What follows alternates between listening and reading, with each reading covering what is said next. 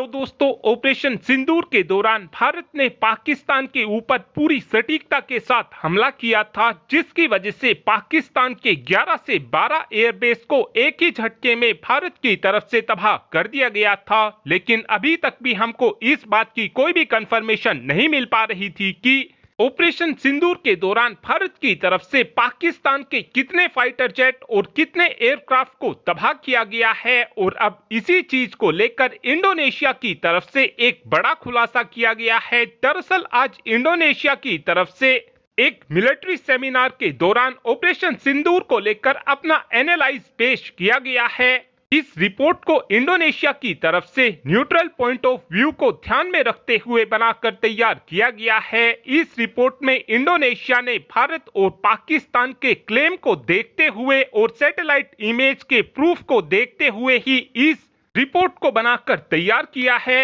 इस सेमिनार को Indonesia air force university की तरफ से होस्ट किया गया था और इस रिपोर्ट में इंडोनेशिया की एयरफोर्स के एक सीनियर ऑफिसर की तरफ से डिटेल में इस बात की ब्रीफिंग दी गई है कि पाकिस्तान को ऑपरेशन सिंदूर के दौरान कितना लॉस हुआ था।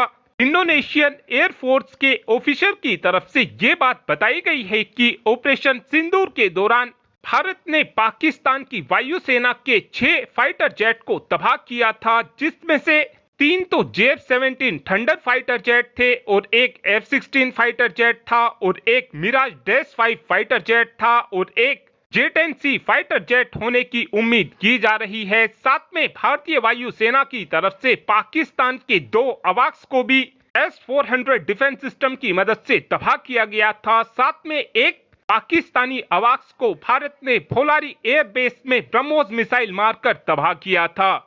साथ में इस रिपोर्ट में यह बात भी बताई गई है कि नूर खान एयरबेस के ऊपर पाकिस्तान की वायुसेना ने अपने C-130J ट्रांसपोर्ट एयरक्राफ्ट को तैनात किया हुआ था, जिसको पूरी सटीकता के साथ भारत की तरफ से तबाह कर दिया गया था।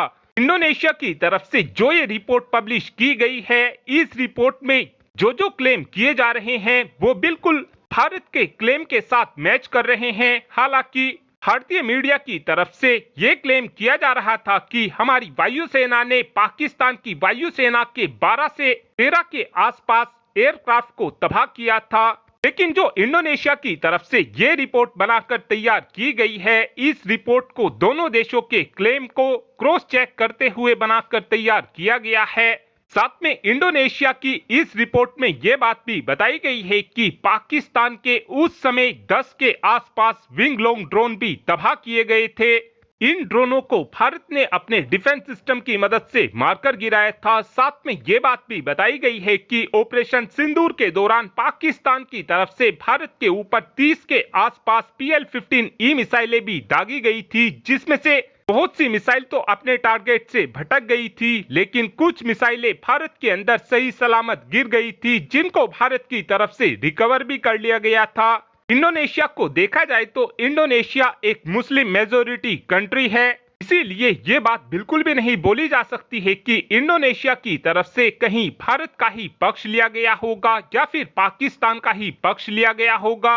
और ये रिपोर्ट ये बात बताती है कि ऑपरेशन सिंदूर के दौरान भारत की तरफ से पाकिस्तान के 9 एयरक्राफ्ट और 10 के आसपास ड्रोनों को तबाह किया गया था। और इस रिपोर्ट से ये बात तो साफ हो जाती है कि जो क्लेम भारत की तरफ से किए जा रहे थे वो क्लेम पूरी तरीके से सही थे।